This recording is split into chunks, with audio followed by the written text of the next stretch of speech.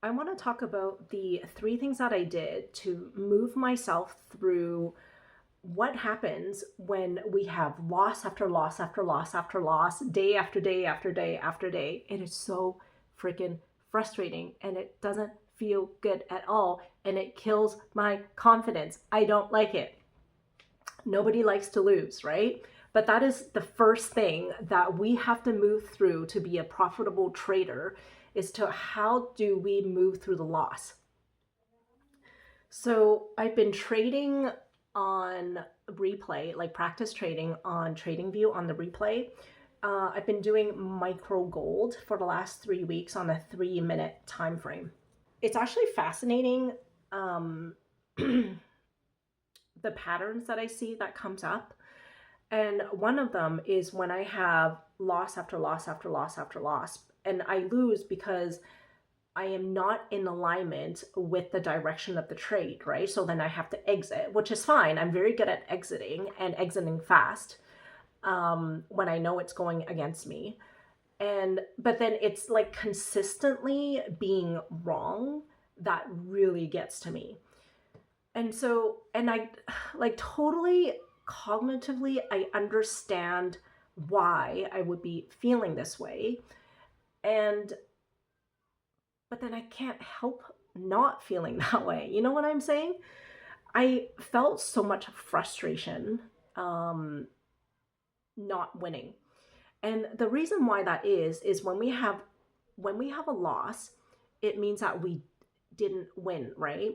And so that means that we are not in control. Like winning means that I am wrong. It means that I am not in control of the situation, of the price movement, of whatever, all the outside things that we have no control over. It's actually a false illusion that we have control over anything that is on the outside.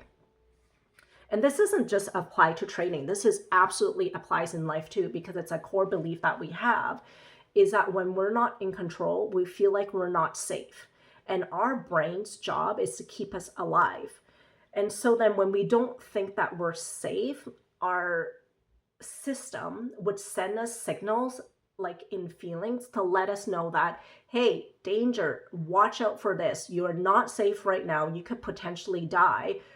So let's work on that. So what happens is when I started losing after trade after trade after trade, it really activated my survival responses. I would go into fight or flight. Like I like want to trade more, and then I want to flight by maybe I need to switch to a different instrument. Maybe I need to switch to a different time frame so like I could get away from what I am doing right now, thinking that if I change something in what I'm doing, then it's going to give me a different result. That's just fighting. Like all of it works.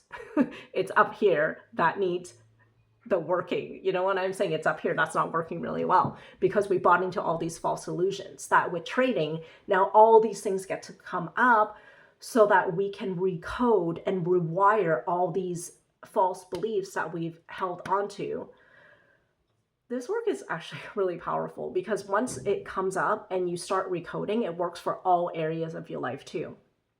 Because I get frustrated when I can't control my kids or they're doing something I don't like or my house is a mess and I just cleaned it up and now everybody make a mess and I have no control over my environment. Frustration is the feeling that I go to first. I am losing trades, which means that I am not in control, which means that I am not safe.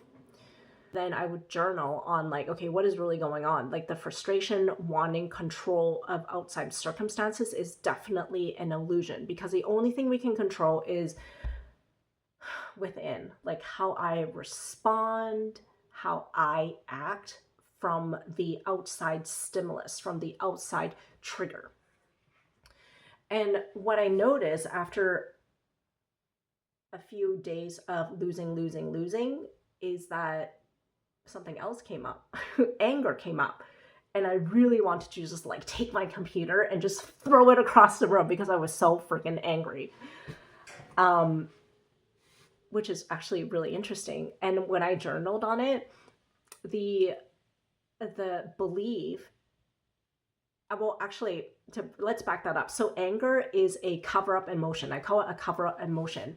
And so we use anger to cover up a deeper emotion or a deeper belief that we don't like to feel.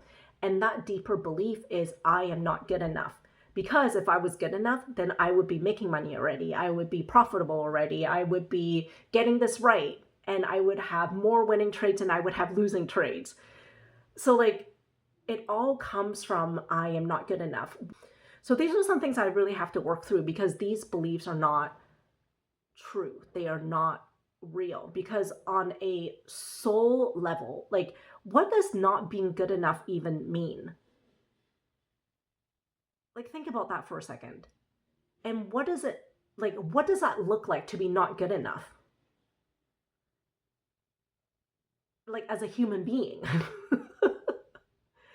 And when I think about that, well, maybe it means that I have a minimum wage job where I'm just making enough money to live that would like pay for my minimal living expenses. Like that is enough for me to live. And or maybe if I have no joy in life, all my relationship sucks.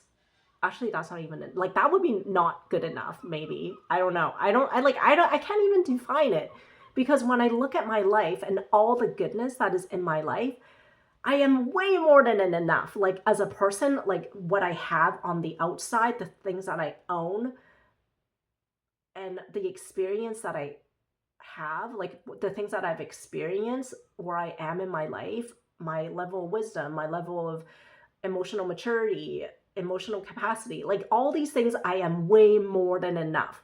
So, like, the belief that I am not enough, that's not true at all. At all. And it's like one of the greatest lies that we bought into. Here's how, like, the three things that I did to work through these things. Number one is I started changing the language of which I used. So there's words, jargon in actually anything that isn't very expansive. And when we use these words, we just don't feel very good about it. So one of like a classic example is cut your losses short. Cut, loss. But those, like that whole phrase is very expansive. And then so what my mentor taught me is to use realign our positions, right? Because when we're in a trade and we're not going in direction, we're not in flow, in alignment with the direction of the price, then that's okay. All we need to do is to realign our position. Like it's as simple as that. Like we can realign. You can realign. I can realign. It's a simple thing to do, right? You just change directions. We don't need to make it mean anything. But then when we use words like loss, well, if I keep losing, does that mean I'm a loser? And nobody wants to be a loser, right? Like now it like gets into our identity, these words that we use. So it's not very supportive. So change your language. I instead of calling it a losing trade, I call it a feedback trade because it just gives me feedback that I need to realign. That's all. So yeah, so number one is using a different language so that it's more expansive instead of contracts us. The second thing that I did is I journaled and really dove into like what is the false beliefs that I'm holding on to that I can shift and recode. So I already talked about that not being good enough. Well, that's not true. Like I'm way more than good enough. So that's a thing that I'm recoding. And the other one is not being in control meaning that I'm not safe. Well, actually, I source safety from the inside, and I know that I will always be okay. And the universe is conspiring with me. God is conspiring with me. That's it. I am safe. I'm always safe. I'm always going to be okay. So like switching these, recoding these belief systems. And the third is on a somatic level. I've been tapping. I think it's called EFT for short. I think it's called emotional freedom technique. I could be wrong. Yeah, but I actually went on YouTube and I like literally just Googled tapping for traders, which I like don't even think that there is such a thing. But this one lady actually made this tapping video for traders. I thought that was so interesting. But even the words that she was using, I have to make my own because I don't like the words that she was using. But hey, I did it and it helped, right? Like these are just things that tapping is just like where you tap like different points in your body to reset your nervous system and recode old beliefs into new ones and to let go of old beliefs. Tapping, another somatic thing that I like to do when I'm frustrated is I like to shake it out. Like I literally like jump up and down and shake up my body to get that energy out of my body. Right? Kind of like when kids can't sit still and then you tell them to jump up and down to get the wiggles out. Exactly same idea. Yeah, so those are the 3 things that I've been doing, and gosh, they have really helped me. Oh, and one more thing is the reason why I was getting frustrated so fast and I can't shake it is because I'm expecting to be good within 3 weeks. I'm expecting to be good right now. And it's kind of like riding a bicycle, right? Like you try to do a new thing and you want to get good right away, but it doesn't happen like that. It's something that needs to be practiced and developed. And like it's a process, it's a craft that I need to hone in and master. So that was not helping me. So then I have to come back to the 2% rule. Is that what can I do 2% a day? Like how can I shift my mindset 2%? What is something that I do to shift to, like, what's a 2% shift that I can make? Because it's 2% shift every day, it compounds. So by the end of the week, it will be like this. And then by the end of the month, it will be like this, right? We all understand compound interest. Same idea. So I have to focus on those small shifts that I can make to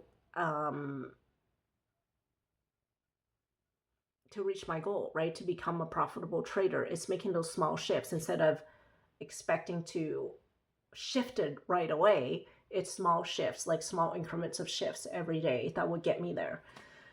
So yeah, actually those are 4 things that I use to move myself out of all the negative things, like all the, not negative, they're like emotions that we don't like to feel, and our survival responses that comes up when we have losing trades, when we have losing days after day after day after day that doesn't feel good, and to shifting it to being regulated in our nervous system, and also having a mind that is at peace, that is in joy as we're training, because that affects what we see out in the world. That affects how we look at the charts and what we see when it's the chart.